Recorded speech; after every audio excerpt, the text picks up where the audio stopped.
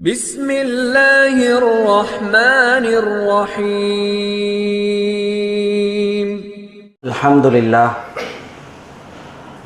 الحمد لله رب العالمين نحمده ونستعينه ونستغفره ونعوذ بالله من شرور أنفسنا ومن سيئات أعمالنا من يهده الله فلا مضل له ومن يضلله فلا هادي له ونشهد أن لا إله إلا الله ونشهد أن سيدنا محمدا عبده ورسوله أما بعد فقد قال الله تعالى في القرآن العظيم وفي القرآن المجيد بعد أعوذ بالله من الشيطان الرجيم بسم الله الرحمن الرحيم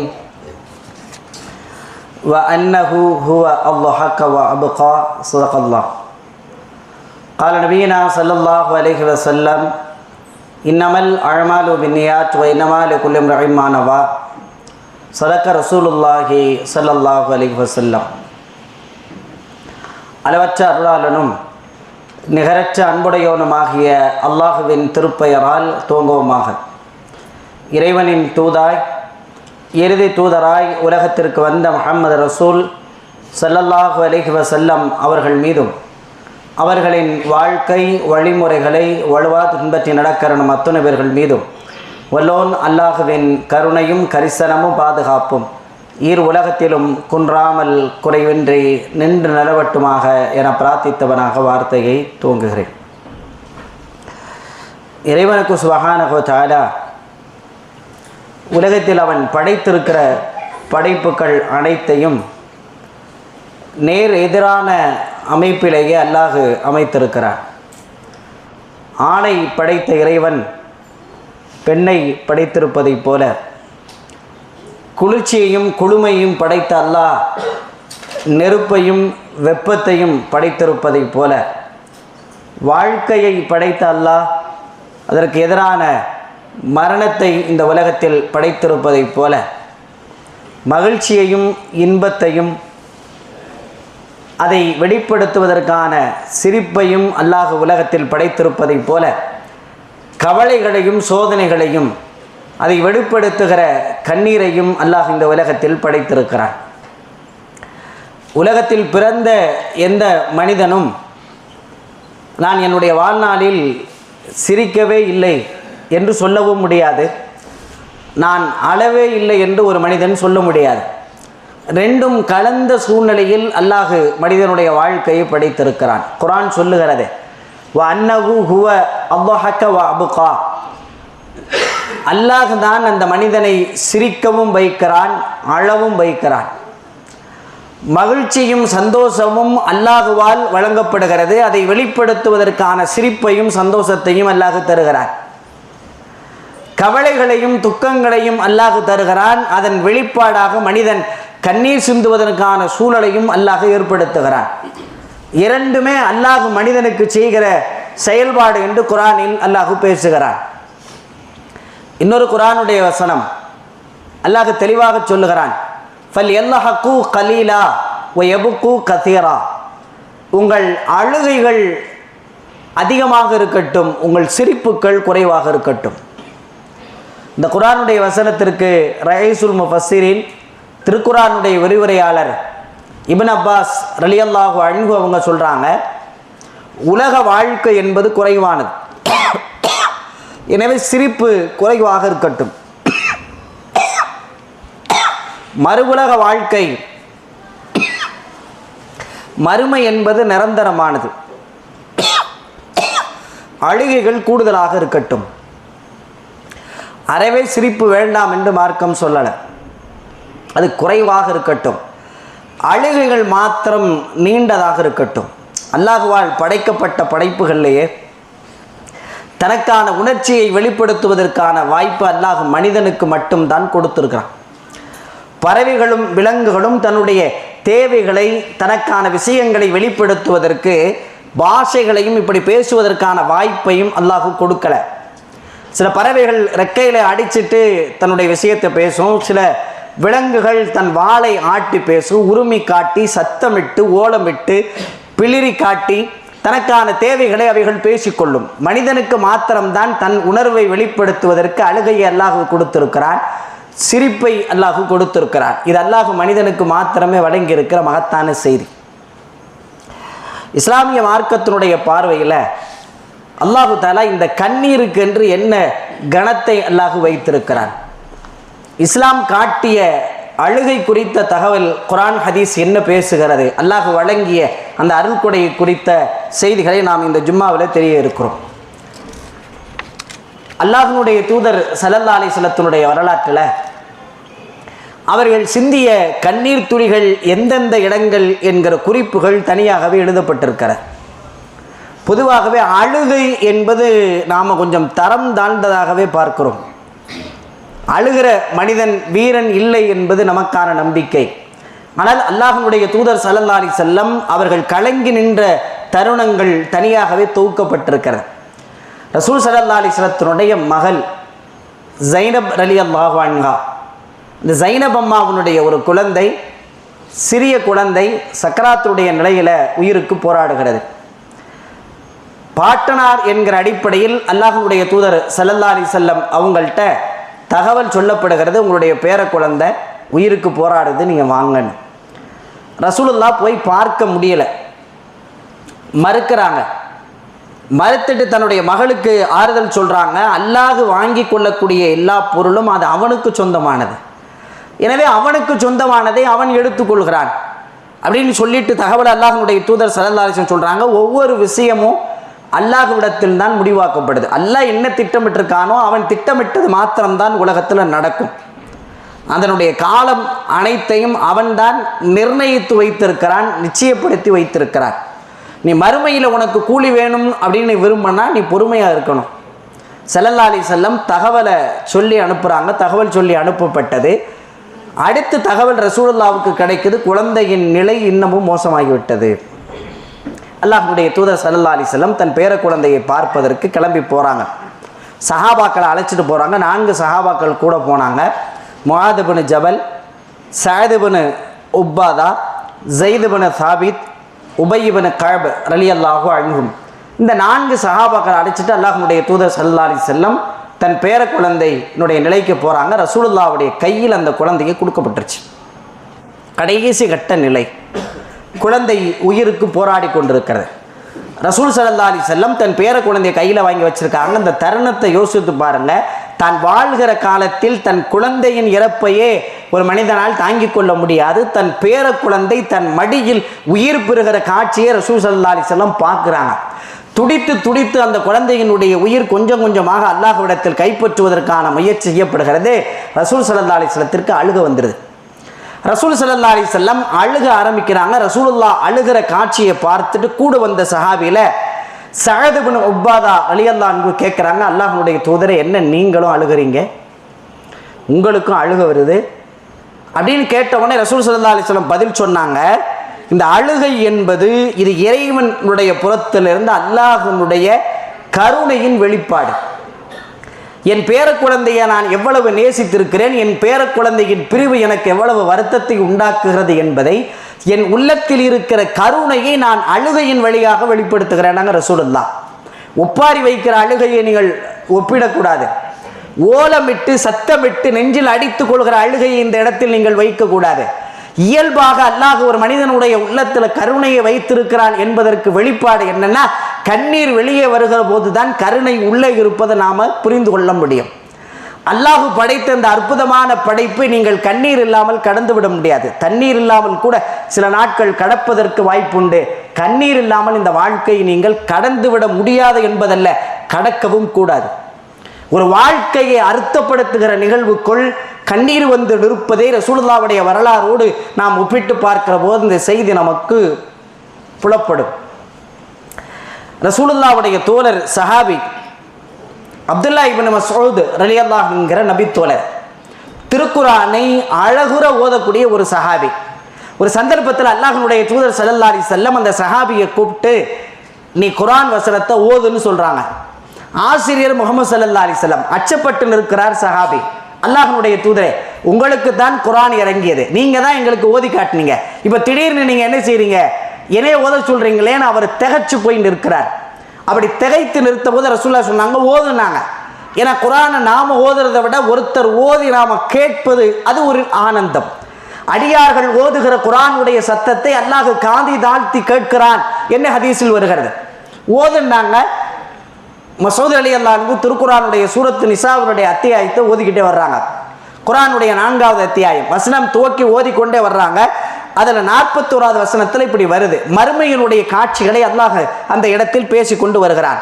ஃபகைஃப இதா ஜஅனா மின் குல்லி உம்மத்தின் பி ஷஹீதின், ஒவ்வொரு சமூக மக்களுக்கும் ஒரு சாட்சியை கொண்டு வந்து நாம் மறுமையில் நிப்பாட்டுவோம்.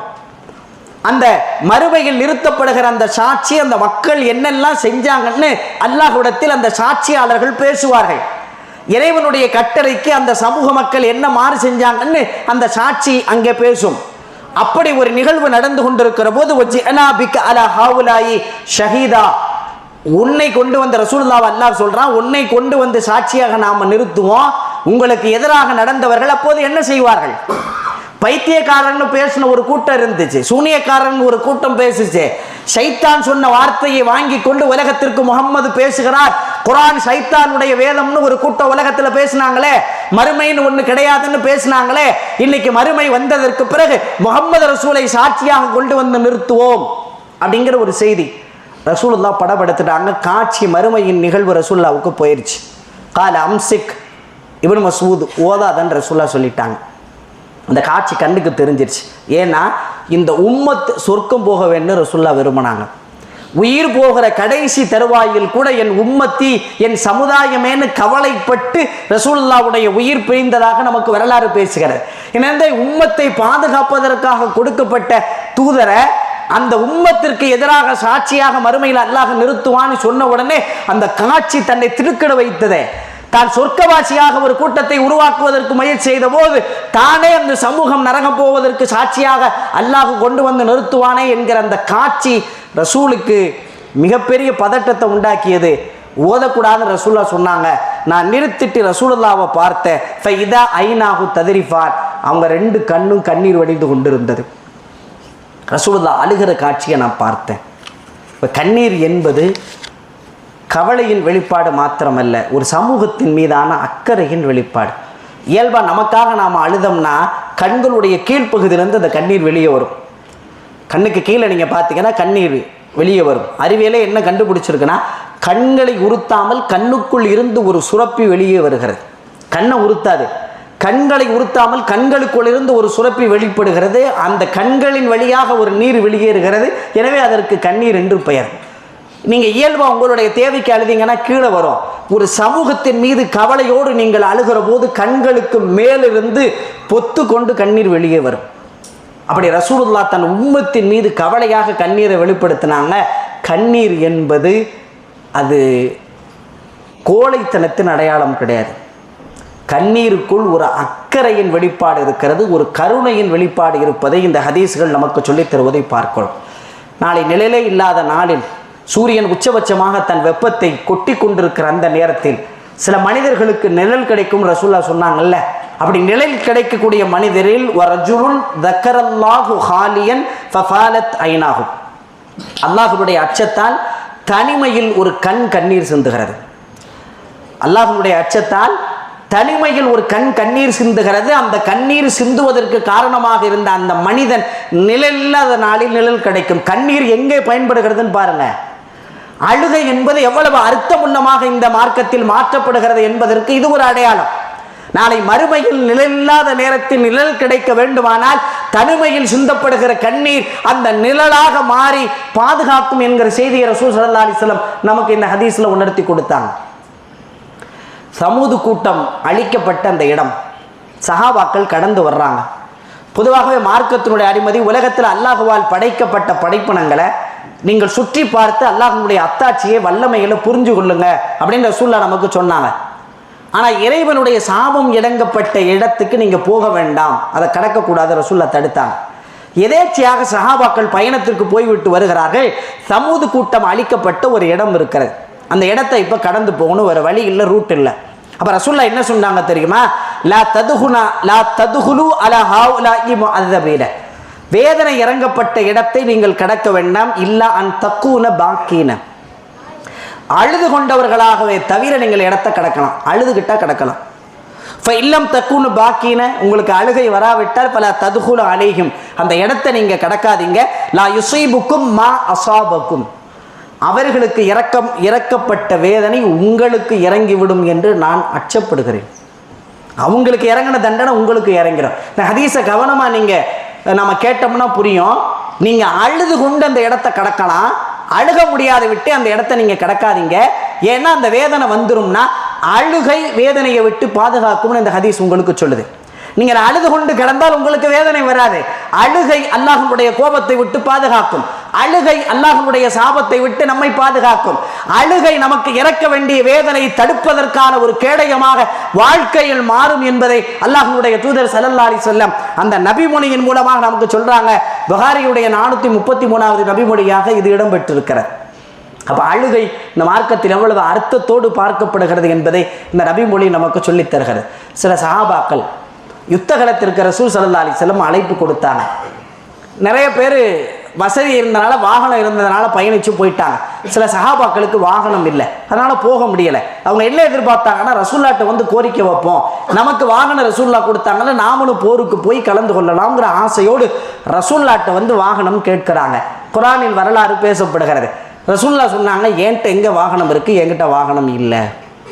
ரசூல்கிட்ட வாகனம் இல்லைன்னா நம்ம போருக்கு போக முடியாதுன்னு இவங்க பதட்டமாக என்ன செஞ்சாங்கன்னா, குர்ஆனில் அல்லாஹ் பேசுகிறான் 9வது அத்தியாயத்தில் 92வது வசனம், வ அயுலுஹும் தஃபீலு மினத் தம்மி ஹஸ்னன், கவலையால் அவங்க கண்ணீர் சிந்தியவர்களாக திரும்பி இந்த போர்க்களத்தை விட்டு வந்தாங்க. நீங்கள் போருக்கு போகாதது குற்றம் அல்ல. நீங்கள் கவனித்து பாருங்கள், இவங்க போர் செய்யவே போல, போர் செய்வதற்கு ஒரு கூட்டம் போயிருக்கிறது. போனவர்களை பற்றி அல்லாஹ் பேசலை. போகாமல் கண்ணீர் சிந்தியவர்கள் போனவர்களை விட உயர்வாக அல்லாஹ் பேசுகிறான். கண்ணீர் செய்யாத வேலையை செய்த மனிதர்களை விட உயர்வை தருகிறது. கண்ணீர் துளிக்கு அல்லாஹ் எவ்வளவு மரியாதை கொடுக்கிறான். போர்க்களத்தில் கலந்து கொண்டவர்கள் பேசப்படவில்லை. போர்க்களத்தில் கலந்து கொள்ளாமல் கண்ணீரோடு சஹாபாக்கள் திரும்புகிறார் அல்லவா, அந்த வரலாற்று அல்லாஹ் பேசுகிறான். குர்ஆனுக்குள்ள சஹாபாக்களின் கண்ணீர் துளி பேசப்பட்டிருக்கிறது. கண்ணீர் சாதாரணமானதல்ல. அழுகை என்பது அவ்வளவு சாதாரணமாக நாம் எடுத்து போகிற விஷயம் அல்ல என்பதை இந்த செய்தி நமக்கு அழுத்தமாக உணர்த்தப்படுவதை பார்க்கிறோம். பொதுவாக நம்ம பழக்கத்தில் என்ன ஆயிடுச்சுன்னா, அழுதுட்டா ஆம்பளை அழுகலாமா, அழுதா உனக்குன்னா வீரம் இருக்கா, நாம் அப்படி ஒரு கலாச்சாரத்தில் பழகிட்டோம். ரசூலு தான் அழுதுருக்காங்க. ரசூல் அப்போ வீரன்ல லிஸ்ட்டில் எடுக்கிறோமா? போர்க்களத்தை சந்தித்து அவ்வளவு ஆஜானுபாகமான தோற்றத்தோடு வாழ்ந்த ரசூல் ஸல்லல்லாஹு அலைஹி வஸல்லம் அப்போ வீரன் கிடையாதா? நிறைய இடத்துல கண்ணீர் ததும்ப ரசூலுல்லாஹ் அழுது கண்ணீர் சிந்தியது உண்டே. அப்போ வீரத்திற்கும் கண்ணீருக்குமான சம்பந்தம் கிடையாது. கண்ணீர் என்பது இயற்கையின் அமைப்பு, அல்லாஹ் கொடுத்த கருணையின் வெளிப்பாடு, அல்லாஹ்வால் வழங்கப்பட்ட ஒரு அற்புதங்களில் ஒன்று கண்ணீர். ஒரு மனிதனோடு ஒட்டி பிறந்த குணம் அழுகை. செட்டப் அல்ல, யார் உருவாக்கி கற்றுக் கொடுத்ததல்ல, அது மனிதனோடு ஒட்டி பிறந்தது. பிறக்கும் போது அழுது கொண்டு தான் நம்ம பிறக்கிறோம், அழுது கொண்டு தான் இந்த உலகத்தில் வாழ்கிறோம். அழுதது போதும் என்று வாழ்க்கை முடிக்கப்படுகிற போது எல்லாரும் சேர்ந்து அழுது கொண்டு போய் அடக்கம் பண்ணிடுறாங்க. வாழ்க்கையை அழுகைக்குள் தான், அழுது கொண்டு தான் பிறந்தோம், அழுது கொண்டு தான் வாழ்க்கையை கடந்து கொண்டே இருக்கிறோம். இனி அழுதது போதும்னு நம்ம மூச்சு முடிக்கப்படுகிற போது சுற்றி இருக்கிற ஆட்கள் பூரா அழுது கொண்டு போய் அடக்கம் பண்ணுறாங்க. அழுகையோடு தான் நமக்கான வாழ்க்கை அமைக்கப்பட்டிருக்கிறது. எங்கே எல்லாம் வார்த்தைகள் இல்லையோ அல்லது புரிய வைக்க முடியாதோ அந்த நேரத்தில் எல்லாம் அல்லாஹ் வழங்கிய பாஷை அழுகை. வலிக்குது, ரொம்ப தாங்க முடியலன்னு ஒருத்தன் சொன்னான்னா பொறுத்துக்கன்னு சொல்லிக்கிட்டே இருப்போம். அதை அழுக ஆரம்பிச்சிட்டான்னு வச்சுக்க, இவனால் தாங்க முடியல, அப்போ ஒரே உச்சமாக அவனுக்கு வலிக்குதுல, அதனால தான் அழுகிறான்னு அடுத்த கட்ட சிகிச்சைக்கு நாம் போயிடுறோம். ஆச்சரியம் என்னென்னா, இயல்பாக மனிதனாக மனப்பாதிப்பு இல்லாத மனிதனால தான் அழுக முடியும்னு மருத்துவர்கள் சொல்கிறாங்க. பைத்தியங்கள், மனநோயாளிகள் அழுகிறதே இல்லை, அதிகமாக சிரிப்பாங்க அல்லது மௌனமாக இருப்பாங்க. யாருக்கு மனம் சரியாக இருக்கிறதோ அவர்களுக்கு என்ன செய்யும்னா அழுகை வரும்னு கண்டுபிடிக்கும். அழுகை என்பது அல்லாஹ்வால் கொடுக்கப்பட்ட இயற்கையான அமைப்பு என்பதை இதை நம்ம பார்க்குறோம். ஒரு குழந்தை பூமியில் பிறக்க போது அழுது கொண்டு ஒரு குழந்தை பிறக்கிறது. அந்த குழந்தை ஆரோக்கியமான குழந்தைன்னு அர்த்தம். ஒரு குழந்தை பிறக்கிறது அழுகாமல் பிறந்துருச்சு, மருத்துவமனை அல்லோலப்படும் அந்த குழந்தையை தூக்கி வச்சுட்டு. அங்கே கிள்ளுவாங்க, இங்கே கிள்ளுவாங்க, இங்கே குத்துவாங்க, தலைகீழ அந்த குழந்தையை தூக்கி இப்படி பிரட்டி போட்டு தொங்க விடுவாங்க. எங்கிட்டாவது இந்த குழந்தைக்கு அழுக வந்துருமா? அழுக வந்துட்டால் இந்த பிரச்சனை இல்லாமல் அந்த குழந்தை பிறந்திருக்குன்னு அர்த்தம். அப்போ நம்ம எதோட சம்மந்தப்படுத்தப்பட்டிருக்கோம்னா, எங்கேருந்து நம்முடைய பிறப்பு துவங்கி இருக்கிறதுனா அழுகையோடு தான் நம்முடைய பிறப்பு துவங்கி இருக்கிறது. நமக்கு அல்லாஹ் நீண்ட காலமாக கொடுத்த பாஷையே அழுகை தான். அழுகை மூலமாக தான் ஒரு குழந்தை அழுகுது, தன்னுடைய தேவைகளை அழுகையால் வெளிப்படுத்துது. நமக்கு அழுதா ஒரே காரணம் தான் நமக்கு தெரியும், குழந்தைக்கு பசிக்குதுன்னு. அம்மா கண்டுபிடிப்பா. அழுகுதுன்னா இந்த குழந்தை வயிறு செமிக்காமல் அழுகுது, எறும்பு கடித்ததுனால அழுகுது, பாத்ரூம் போகிறதுக்கு அந்த குழந்தை அழுகுது, பசிக்க அழுகுது. அழுகை எதற்காக அந்த குழந்தை அழுகிறது என்பதற்கான அர்த்தத்தை புரிகிற அமைப்பை அல்லாஹ் என்ன செஞ்சிருக்கான்னா தாய்மார்களுக்கு கற்றுக் கொடுத்திருக்கிறான். நீண்ட காலம் அழுகையோடு தான் நமக்கான வாழ்க்கை கடந்து கொண்டே போகிறது. பொதுவாக அழுகன்னாவே நம்ம கவலைன்னு நினச்சிட்டோம். சோதனை, கவலை, துக்கம், வலி இருந்தால் இல்லை. அழுகைக்குள்ளேயும் இப்படி ஒரு வித்தியாசமான அழுகை இருக்குது. நம்ம சொல்கிறோம் ஆனந்த கண்ணீர்னு அதுக்கு பேர் வச்சுருக்கோம். உச்சபட்சமான சந்தோஷம் கண்ணீரில் தான் வெளிப்படுகிறது. எதிர்பார்க்க முடியாத மதிப்பெண்ணை அந்த மாணவ மாணவி பெற்றுட்டாங்கன்னா கண்ணீர் தான் வருது. உயர்தரமான பரிசு அவார்டு கிடைக்குது, கண்ணீரோடு தான் அந்த பரிசை வாங்கி கொள்கிறார்கள். தாய் பிரிந்த குழந்தை தாயை பார்த்தோன்னே அழுகுது. பார்த்தோன்னே சிரிக்க எவ்வளோ செய்யணும்? அழுகையை தனக்கு. நீண்ட நாள் பிரிந்த நண்பர்களை பார்க்கிறோம், அழுது கட்டி பிடிச்சி ஆறத்தழுவித்தான் நாம் ஆற்றாமையை வெளிப்படுத்துகிறோம். பார்த்த உடனே சிரிக்கிறது இல்லை, அழுகைக்குள் ஒரு ஆனந்தம் இருக்கிறது. காபத்துல்லாவை ஹஜ்ஜுக்கு கிளம்பிட்டாங்க. காபத்துல்லாவை போய் முஸ்லீம்கள் பார்க்கிறார்கள். போய் நின்று பார்த்தா பிரம்மாண்டமான அந்த உயரமான கட்டிடம், கருப்பு கட்டிடம் கண்ணில் தெரியுது. எந்த முஸ்லீமும் சிரிக்கிறது இல்லையே. ஏன் அந்த கட்டிடத்தை பார்த்தோன்னே அழுக வருது? காலம் முழுக்க ஒரு காபத்துல்லாவை முன்னோக்கி தொழுத ஒரு கூட்டம், சின்ன பிள்ளைகளிலிருந்து காபத்துல்லான்னு சொல்லப்பட்ட அந்த கருப்பு கட்டிடம் போய் நின்று அந்த பிரம்மாண்டமான காட்சியை பார்த்த உடனே ஏதோ தாயை பார்த்ததை போல குழந்தைகள் தேம்பி அழுவதை போல ஆனந்தத்தின் உச்சமே அழுகதான். நீங்கள் அழுகன்னாவே அது கவலைக்குரியது, சோதனைக்குரியது, துக்கத்துக்குரியதுன்னு நினைக்க தேவையில்லை. அது ஆனந்தத்தின் வெளிப்பாடாகவும் அழுகை வருவதற்கு வாய்ப்பு இருக்கிறது என்கிற செய்தி இந்த தகவல் நமக்கு உணர்த்துகிறது. மருத்துவர்கள் எழுதுகிறார்கள், மூளையை சுத்தப்படுத்துறதுக்கு எந்த கருவியும் கண்டுபிடிக்கப்படலை. நீங்கள் அழுதால் உங்கள் மூளை சுத்தமாகும். ஃப்ரெஷ்ஷாக மூளை மாறணும்னா இதயத்தை கூட வெளியெடுத்து சுத்தப்படுத்துகிற ஆற்றல் வந்துருச்சு. மூளை கை வைக்க முடியல. அப்படி மூளை பாதுகாக்கப்பட வேண்டுமானால், மூளையை சுத்தப்படுத்தப்பட வேண்டுமானால் எவ்வளவு நீங்கள் அழுகிறீங்களோ அந்த அழுகை உங்களுடைய மூளையை பரிசுத்தமாக மாற்றி தரும் என்கிற தகவல் நம்முடைய கவனத்துக்குரியது. எனவே நம்முடைய மார்க்கத்தினுடைய பார்வையில் அழுகைக்குள் சில அர்த்தங்களை நம்முடைய மார்க்கம் வைத்திருக்கிறது. அந்த அழுகை இறைவனுக்காக, சமூகத்தின் கவலையின் மீதான தேவைக்கு ஏற்ப வரப்படுகிற அந்த கண்ணீருக்குள்ளேயும் ஒரு கணத்தையும் மறுமையோடு சம்பந்தப்பட்ட நிகழ்வாக அழுகையை நம்முடைய மார்க்கம் வைத்திருப்பதை இது போன்ற தகவல்கள் நமக்கு உணர்த்துகிறது. எனவே அல்லாஹ் விரும்புகிற அழுகையை வாழ்வில் பின்பற்றுகிற நல்ல சூழலையும் சந்தர்ப்பத்தை அல்லாஹ் நம் அனைவருக்கும் உருவாக்கி தருவானாக. வாஹிர் தஅவானா அல்ஹம்துலில்லாஹி ரப்பில் ஆலமீன்.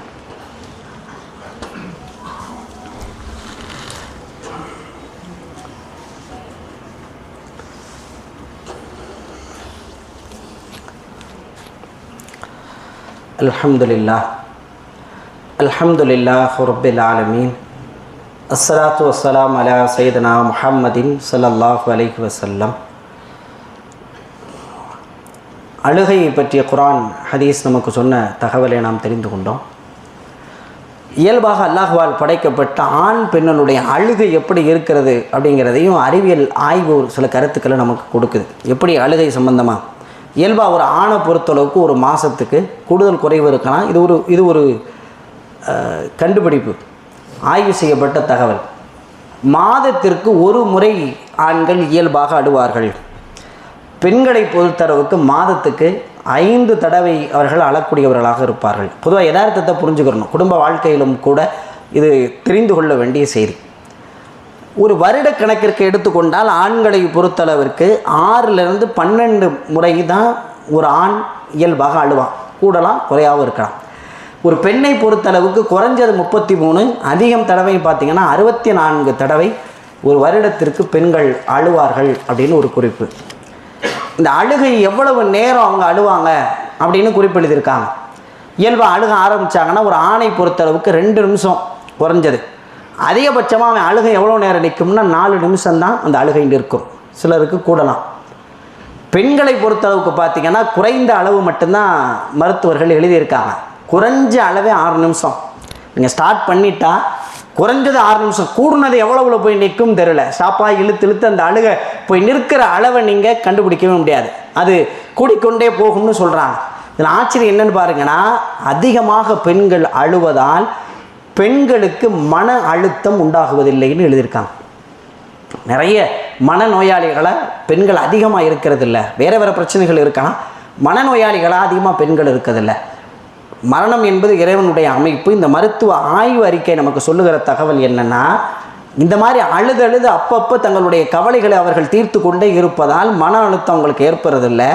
இந்த 2 பேரும் சேர்ந்து வாழக்கூடிய வாழ்க்கையில் மனைவி இறந்து போயிட்டால் நீண்ட நாட்கள் கணவன்கள் உயிரோடு வாழ்வதில்லை. செட்டப்பு. இதே நேரத்தில் பார்த்தீங்கன்னா, ஒரு ஆண் இறந்து போயிட்டான், கணவன் இறந்து போனதுக்கு பிறகு நீண்ட நாட்கள் மனைவி உயிரோடு வாழ்கிறார்கள். அல்லாஹ்வுடைய ஏற்பாடு தனி. இது ஒரு ஆய்வறிக்கை, மாற்றமாகவும் இருக்கலாம். எனக்கு என்னென்ன சொல்லும்போது பிரச்சனை நேரத்தில் நீ இல்லாட்டி என்ன என்னால் பார்க்க முடியாதான்னு வீராப்பா பேசுவாங்க. துண்டு கூட குளிக்கும் போது அவன் தான் எடுத்து கொடுத்து பழக்கம். நிறைய வீடுகளில் மேட்சாக ட்ரெஸ்ஸு போட தெரியாது. ஃபேண்ட் ஒரு கலரில் இருக்கும், சட்டை ஒரு கலரில் இருக்கும். அந்தம்மா எடுத்து கொடுத்து தான் எல்லாம் பழக்கி, சாப்பாடு தண்ணி பூரா மாத்திரை பிச்சு கொடுத்தா தான் வாயில் போட்டு பழக்கம். அப்போ அந்த மாதிரி சூழலில் வாழ்ந்ததுனால மனைவி இல்லை என்கிற இடத்துல கணவனால் தாக்கு பிடிச்சி போக முடியலை. பெண்களை பலவீனம் நினைக்கிறோம். ஆனால் அழுகை கொடுத்த பலம் என்னன்னா, எல்லாத்தையும் டெலீட் பண்ணி பிரச்சனைகள் அனைத்தையும் அழுது வெளியேக்குவதின் விளைவு என்ன ஆகுதுன்னா, தைரியம் உள்ளவர்களாக மாறுகிறார். கணவனையே நம்பி வந்த இடத்தில் கணவன் இல்லாத சூழ்நிலையிலும் கூட தன்னை தக்க வைத்துக் கொள்வதற்கும் தகவமைத்துக் கொள்வதற்குமான வாய்ப்பு அவங்களுக்கு கிடைக்கிறது.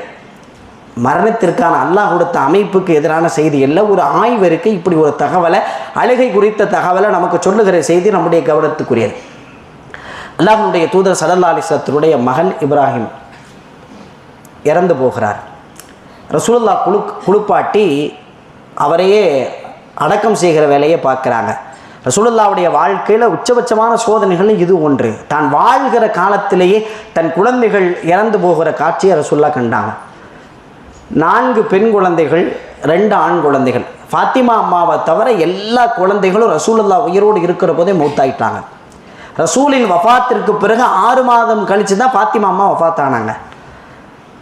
தான் விரும்பிய தூதர் இப்ராஹிம் அலைஹிஸ்ஸலாத்துடைய பெயரை தன் மகனுக்கு வச்சு செல்லமாக ஒரு குழந்தைய வளர்த்தாங்க. அந்த குழந்தை ரசூலுல்லாஹ் இருக்கிற போது மௌத்து. குளிப்பாட்டி கபருக்குழியில் இறங்கி ரசூலுல்லாஹ் அடக்கம் பண்ணுறாங்க.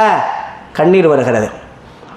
பக்கத்தில் இருந்த அப்துர் ரஹ்மான் இப்னு அவுஃப் ரலியல்லாஹு அன்ஹு கேட்குறாங்க, அல்லாஹ்வுடைய தூதரை என்ன அழுகிறீங்க, உங்களுக்கும் கண்ணீர் வருது?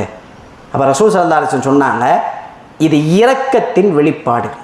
என் மனசுக்குள்ளே இரக்கம் இருக்கிறது என்பதற்கான வெளிப்பாடு. அந்த வெளிப்பாட்டை என் கண்கள் கண்ணீர் சிந்துவதின் மூலமாக வெளிப்படுத்துகின்றன. என் உள்ளம் கவலை அடைந்திருக்கிறது. ஒரு தடவை கூட என் இறைவனுக்கு எதிரான எந்த வார்த்தையும் நான் உச்சரிக்கலை. தான் கவனம். மௌத்தான உடனே அல்லாஹ் கருணை இல்லையா, இரக்கம் இல்லையா, என் உயிர் அல்லாஹ் வாங்கிட்டானே, என்னைய வாங்கியிருக்கலாமே அப்படின்னு எவ்வளவு வார்த்தைகள் கொட்டி தீர்க்குறோம் பார்த்தீங்களா? எந்த வார்த்தையும் ரசூலுல்லாஹ் அப்படி பேசலை. இயல்பா அந்த பிரிவை நினைச்சு அழுதாங்க.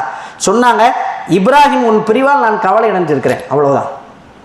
இப்ராஹிமுடைய பிரிவால் எனக்கு கவலை. நான் செல்லம்மா ஆசையா எனக்கு பிடிச்ச தூதருடைய பேரை வச்சிருக்கக்கூடிய என்னுடைய குழந்தை நான் வாழ்கிற காலத்தில் நான் இறந்ததற்கு பிறகு என் ஜனாசா தூர்க்கப்பட்டு அந்த குழந்தை என்னை உள்ள வாங்கி கபருக்குள்ள வைக்கணும்னு நான் எதிர்பார்த்து வாழ்க்கையை துவக்கினேன். ஆனால் அந்த குழந்தை நான் உயிரோடு வாழ்கிற போதே நான் அடக்கம் பண்ணுங்கிற கபருல இறங்க வேண்டிய சூழ்நிலை வந்தது. எனக்கு கவலையாக இருந்தது. எனவே என்னுடைய கண்கள் கண்ணீரை வடிக்கின்றன அப்படின்னு ரசூலுல்லாஹ் சொன்னாங்க. இங்கே ஒப்பாரியை நாங்கள் எடுக்கக்கூடாது, ஓலமிடுறதை எடுக்கக்கூடாது, சபிக்கிற வார்த்தைகளை பயன்படுத்துறது எடுக்கக்கூடாது. இதை மார்க்கம் அப்படி சொல்லலை. இந்த கவலையின் வெளிப்பாட்டை இஸ்லாம் ஏற்றுக்கொள்ளலை. இதுக்கு பேர் அழுகை கிடையாது. இந்த அழுகை இஸ்லாம் அங்கீகரிக்கலை. இந்த ஓலமிடுதலை இஸ்லாம் ஏற்றுக்கொள்ளலை. இயல்பாக ஒரு கவலை வருகிறது, கண்ணீர் தன்னை அறியாமல் கண்களை கொட்டி கொண்டே இருக்கிறது. இந்த கண்ணீரை இஸ்லாம் ஏற்றுக்கொள்கிறது. இதை இஸ்லாம் வரவேற்கிறது. இந்த கண்ணீர் இல்லாத வாழ்க்கை இஸ்லாத்தினுடைய அங்கீகாரம் கிடையாது. இந்த கண்ணீரோடு வாழ்க்கை கடந்து போக வேண்டும் என்று இஸ்லாம் விரும்புகிறது. வாழ்க்கையை டேஸ்ட் இல்லாமல் போயிடும், வாழ்க்கைக்குள்ளேயே ஒரு பிடிப்பும் இல்லாமல் போயிடும்.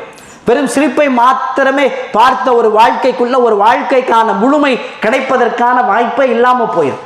எனவே சில அழுகை கலந்த வாழ்க்கை உள்ள வரணும். எத்தனை கண்ணீர் ரசூல் ஸல்லல்லாஹு அலைஹி வஸல்லம் வாழ்க்கையில் கலங்கி போய் நின்ற அந்த தருணங்கள், கண்ணீர் சிந்திய அந்த காட்சிகள், உலகத்தின் மிகப்பெரிய அருள் கொடையாக, ஆளுமையாக இந்த உலகத்திற்கு வந்த அல்லாஹ்வுடைய தூதர் ஸல்லல்லாஹு அலைஹி வஸல்லம் நம்முடைய முன்மாதிரி கண்ணீர் சிந்திய ஒரு வாழ்க்கையோடு தான் கடந்து போயிருக்கிறார்கள் என்பது இஸ்லாமிய சமூகத்திற்கு மிகப்பெரிய பாடம். ஏன்னா வளர்ந்து வரக்கூடிய தலைமுறைக்கு என்ன பிரச்சனை, எந்த பிரச்சனையும் வரக்கூடாதுன்னு நினைக்கிறான். எந்த சிக்கலையும் சந்திப்பதற்கு தயாராக இல்லை. எந்த கவலைகளையும் ஏற்றுக்கொள்ளுக்கு. மார்க் கம்மியானால் தற்கொலைக்கு போயிடறான். எதிர்கொண்டு போராடி அடுத்த அட்டம்ல அதை மார்க்கை சரி பண்ணுவோங்கிற இடம்லாம் கிடையாது. ஒரு வியாபாரம் தோற்று போட்டால் குடும்பத்தோடு தற்கொலை. அடுத்த வியாபாரத்தை எந்திரிக்கிறதுக்கு என்ன வழி, அடுத்த கட்டத்தினுடைய வாழ்க்கைக்கு என்ன வழி? இல்லாதவன் போராடுறான், கைகளை இல்லாதவன் போராடிக்கிருக்கான், கால்களை இல்லாதவன் போராடிக்கிருக்கான்.